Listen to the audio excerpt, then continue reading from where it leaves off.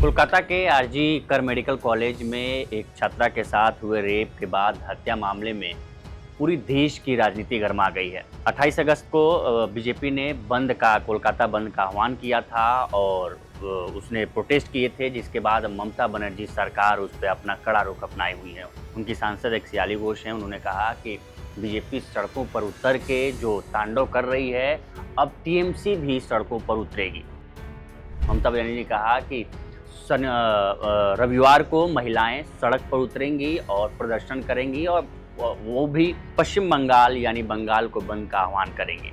यानी कि अब जो राजनीति है वो बंद बनाम बंद की राजनीति आ गई है। कल जो ममता बनर्जी ने बहुत बड़ी कटाक्ष टिप्पणी की कि अगर बंगाल जला तो इसकी आंच नॉर्थ ईस्ट होते हुए यूपी एमपी होते हुए दिल्ली तक जाएगी, जो एक बड़ी स्टेटमेंट था ममता बनर्जी का। ये स्टेटमेंट जिसको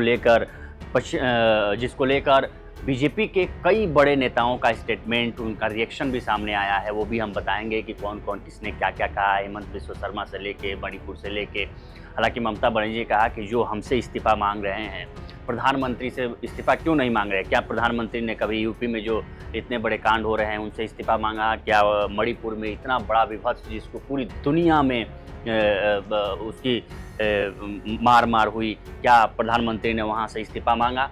तो ममता बनर्जी ने कई सवाल उठाए हैं। इस बीच एक ममता बनर्जी ने ये भी कहा है कि वो अगले हफ्ते से शुरू होने वाले विधानसभा में एक बिल पारित करेंगी, जो ये कानून पारित करेंगी जिसमें प्रावधान होगा कि रेप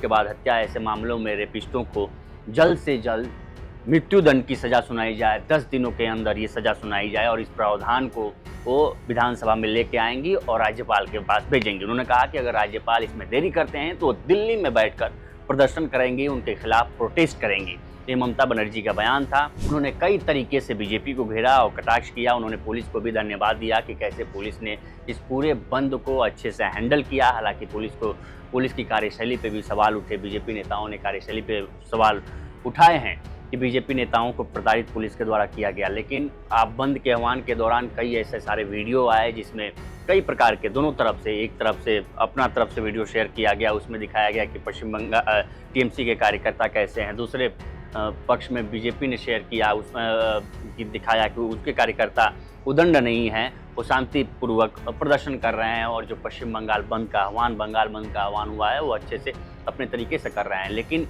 ये जो राजनीति है ये गरमाई हुई है पश्चिम बंगाल में, दोनों तरफ से टीएमसी और बीजेपी। छात्र संगठनों के बाद से जो पश्चिम बंगाल जो नवन्ना भवन घेराव यानी कि वहाँ का पश्चिम बंगाल का सचिवालय था, जो 27 अगस्त को बात हुई, घेरने का आह्वान किया गया था 27 अगस्त को, 26 अगस्त को। तो उस दिन के बाद से बीजेपी ने 12 घंटे का आह्वान बंद बुलाया था, जो 28 अगस्त को था।